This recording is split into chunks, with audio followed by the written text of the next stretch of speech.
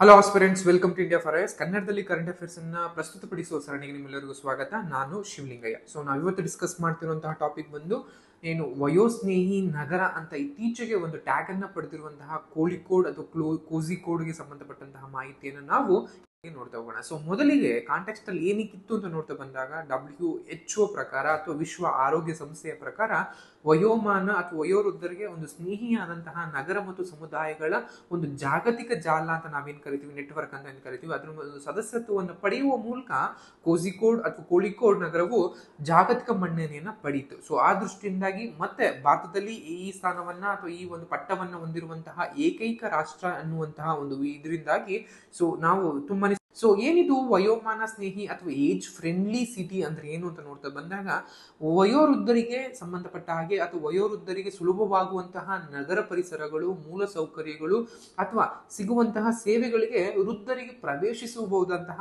ಈಸಿಯಾಗಿ ಆಕ್ಸೆಸ್ ಮಾಡುವಂತಹ, ಎಲ್ಲರನ್ನ ಒಳಗೊಂಡುವಂತಹ ಅಥವಾ ಇನ್ಕ್ಲೂಸಿವ್ ಆದಂತಹ ಒಂದು ಎನ್ವೈರನ್ಮೆಂಟ್ ಅನ್ನು ಹೊಂದಿರುವಂತಹ ನಗರಗಳನ್ನ ನಾವು ಏಜ್ ಫ್ರೆಂಡ್ಲಿ ಸಿಟಿ ಅಥವಾ ವಯೋಮಾನ ಸ್ನೇಹಿ ನಗರ ಅಂತ ಕರಿತೀವಿ. ಅದು ಪಬ್ಲಿಕ್ ಹೆಲ್ತ್ ಆಗಿರ್ಬೋದು, ಅಥವಾ ವರ್ಕ್ ಪ್ಲೇಸ್ ಆಗಿರ್ಬೋದು, home and community based services ಆಗಿರ್ಬೋದು, ಸಿಟೀಸ್ ಅಂಡ್ ಕಮ್ಯುನಿಟಿ ಸ್ಟೇಟ್ಸ್ ಆಗಿರ್ಬೋದು, ಎಜುಕೇಶನ್ ರಿಸರ್ಚ್ ಆಗಿರ್ಬೋದು, ಹೆಲ್ತ್ ಕೇರ್ ಸಿಸ್ಟಮ್ಸ್, ಇವೆಲ್ಲವೂ ಕೂಡ ವಯೋವೃದ್ಧರಿಗೆ ಅಥವಾ ಏನು ಏಜ್ಡ್ ಪರ್ಸನ್ಸ್ ಅಂತ ಏನು ನಾವು ಕರಿತೀವಿ ಅಥವಾ ವಯಸ್ಸಾದವರಿಗೆ ಸುಲಭವಾಗಿ ಆಕ್ಸೆಸ್ ಆಗುವಂತಹ, ಸಾಮಾನ್ಯವಾಗಿ ಸಿಗುವಂತಹ, ಅವರ ಒಂದು ವೃದ್ಧಾಪ್ಯದ ದಿನಗಳನ್ನು ಸುಲಭವಾಗಿಸುವಂತಹ, ಸುಖಕರವಾಗಿಸುವಂತಹ ನಗರಗಳೇನಿದಾವೆ ಅವುಗಳನ್ನ ನಾವು ವಯೋಮಾನ ಸ್ನೇಹಿ ಅಥವಾ ವಯೋಸ್ನೇಹಿ ನಗರಗಳು ಅಥವಾ ಏಜ್ ಫ್ರೆಂಡ್ಲಿ ಸಿಟೀಸ್ ಅಂತ ಕರಿತಾ ಬರ್ತೀವಿ.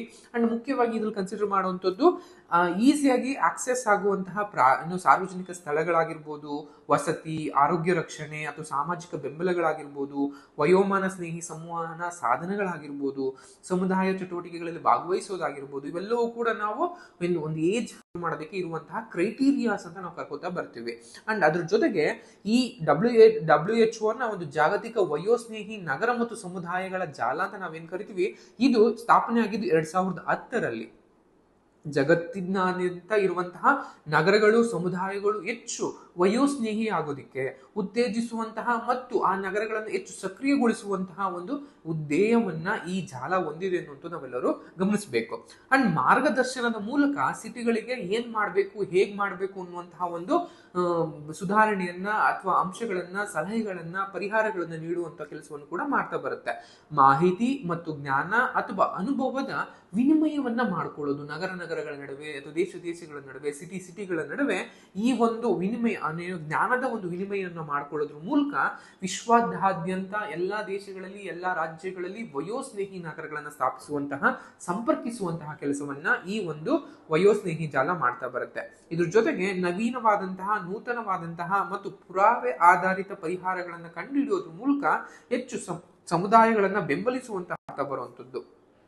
ಅಂಡ್ ನಿಮ್ಗೆಲ್ಲ ಗೊತ್ತಿರೋ ಹಾಗೆ ಯುನೆಸ್ಕೋದ ಕ್ರಿಯೇಟಿವ್ ಸಿಟೀಸ್ ನೆಟ್ವರ್ಕ್ ಅಂತ ನಾವೇನ್ ಕರಿತೀವಿ, ಇಲ್ಲೂ ಕೂಡ ನಿಮ್ಗೆ ಆಲ್ರೆಡಿ ಕೋಳಿಕೋಡ್ ಅನ್ನುವಂಥದ್ದು ಕೇವಲ ಭಾರತದ ಏಕೈಕ ನಗರಿ, ಅದು ಸಾಹಿತ್ಯಕ್ಕೆ ಸಂಬಂಧಪಟ್ಟಂತಹ ಒಂದು ಲೈಕ್ ಸಿಟಿ ಆಫ್ ಲಿಟ್ರೇಚರ್ ಅಂತ ಕೂಡ ಕನ್ಸಿಡರ್ ಮಾಡ್ತಾ ಬರ್ತೀವಿ. ನಿಮ್ಗೆಲ್ಲ ಗೊತ್ತಿರೋ ಹಾಗೆ ಇದನ್ನೆಲ್ಲರೂ ಕೂಡ ಓದಿರ್ತೀರ, ತಿಳ್ಕೊಂಡಿರ್ತಾರೆ. ಅಂದ್ರೆ ಯುನೆಸ್ಕೋನ ಲೈಕ್ ಕ್ರಿಯೇಟಿವ್ ಸಿಟೀಸ್ ನೆಟ್ವರ್ಕ್ ಅಂತ ಕೂಡ ಕರಿತಾ ಬರ್ತಾರೆ. ಸೊ ಅದರಲ್ಲಿ Kozhikode already city of literature ಅಂತ ಪಡ್ಕೊಂಡಿದೆ. ಅಂಡ್ ಇತ್ತೀಚೆಗೆ WHO ನ ಏನು ಯುನೆಸ್ಕೋ ಇದು ಅಂಡ್ ಈಗ WHO ಅಂಡರ್ ಅಲ್ಲಿ ಅದನ್ನ ಏಜ್ ಫ್ರೆಂಡ್ಲಿ ಸಿಟಿ ಅಂತ ಕೂಡ ಭಾರತದಲ್ಲಿ ಆ ಒಂದು ಸ್ಥಾನವನ್ನು ಪಡೆದಿರುವ ಏಕೆ ನಾವು ನೋಡ್ತಾ ಬಂದಿರ್ತೀವಿ. ಅಂಡ್ ಭಾರತದಲ್ಲಿ ನಿಮ್ಗೆಲ್ಲ ಗೊತ್ತಿರೋ ಹಾಗೆ ಭಾರತದಲ್ಲಿ ವೃದ್ಧರ ಒಂದು ಸಂಖ್ಯೆ ಅನ್ನುವಂಥದ್ದು ಹೆಚ್ಚಾಗ್ತಾ ಬಂದಿದೆ. ಆಸ್ ಆಫ್ ನೌ 2021 ಒಂದು ಜನಗಣತಿ ಪ್ರಕಾರ 104 ಮಿಲಿಯನ್ ವೃದ್ಧರು ಭಾರತದಲ್ಲಿ ವಾಸ ಮಾಡ್ತಿದ್ದಾರೆ, ಅದು ಬದುಕ್ತಿದ್ದಾರೆ ಅಂತ ಕಂಡು ಬಂದ್ರೆ 2026ರ ವೇಳೆಗೆ ಇದು 173 ಮಿಲಿಯನ್ಗೆ ಬೆಳೆಯುವಂತಹ ಒಂದು ನಿರೀಕ್ಷೆಯನ್ನ ಹೊಂದಿದೆ ಅನ್ನುವಂಥದ್ದು. ಅಂಡ್ ಈ ಮ್ಯಾಪ್ ಅನ್ನ ನೋಡ್ತಾ ಬಂದಾಗ ಏಜ್ಡ್ ಪಾಪ್ಯುಲೇಷನ್ ಏನ್ ರೇಷಿಯೋ ಏನಿತ್ತು 1950ರಲ್ಲಿ 5.4% ಇದ್ದು 2023ರಲ್ಲಿ ಅದು 10.7 ಆಗಿದೆ. ಅಂಡ್ 2050ರಲ್ಲಿ 20%ಗೆ ಅಂಡ್ 2100ರಲ್ಲಿ ಅದು 36%. 100ರಲ್ಲಿ 36 ಜನ ಯೂಶಲಿ ವೃದ್ಧರು ಇರ್ತಾರೆ ಅನ್ನುವಂಥದ್ದನ್ನ ಆಗಿರುವಂತದ್ದು. ಅಂಡ್ ವೃದ್ಧ ಜನಸಂಖ್ಯೆ ಅಥವಾ ವೃದ್ಧರು ಎದುರಿಸ್ತಾ ಇರುವಂತಹ ಸವಾಲುಗಳು ಅಥವಾ ವಯಸ್ಸಾದಂತಹ ನಾಗರಿಕರು ಎದುರಿಸುತ್ತಾ ಇರುವಂತಹ ಒಂದು ಸವಾಲುಗಳು ಯಾವ್ಯಾವು ಅಂತ ಬಂದಾಗ ಸಾಮಾಜಿಕವಾಗಿ ಪ್ರತ್ಯೇಕತೆ ಆಗಿರುವಂತದ್ದು. ಅಂದ್ರೆ ಅವರನ್ನ ಸಮಾಜದಿಂದ ಅಥವಾ ಒಂದು ಈ ಕಮ್ಯುನಿಟಿ ಬೇಸ್ಡ್ ಸಮುದಾಯಗಳಂತ ನಾವೇನ್ ಕರಿತೀವಿ ಅವರನ್ನ ಹೊರಗಿಡುವಂಥದ್ದು. ಕಾರಣ ಅವರು ವಯಸ್ಸಾಗಿದ್ದಾರೆ ಅನ್ನುವಂಥದ್ದು. ಅಥವಾ ವೃದ್ಧರ ಮೇಲೆ ಮಕ್ಕಳಿಂದ, ಮೊಮ್ಮಕ್ಕಳಿಂದ ಅಥವಾ ನಾಗರಿಕರಿಂದ ಅಥವಾ ಕಿಡಿಗೇಡಿಗಳಿಂದ ದೌರ್ಜನ್ಯವನ್ನು ನೋಡುವಂಥದ್ದು. ಆರ್ಥಿಕವಾಗಿ ಭದ್ರತೆಯನ್ನು ಹೊಂದಿದ್ದಲೇ ಆರ್ಥಿಕವಾಗಿ ಮಕ್ಕಳ ಮೇಲೆ ಅಥವಾ ಬೇರೆಯವರ ಮೇಲೆ ಅವಲಂಬನೆಯನ್ನು ಹೊಂದಿರುವಂಥದ್ದು. ಆರೋಗ್ಯಕ್ಕೆ ಸಂಬಂಧಪಟ್ಟಂತ ಸಮಸ್ಯೆಗಳನ್ನು ಇರುವಂಥದ್ದು.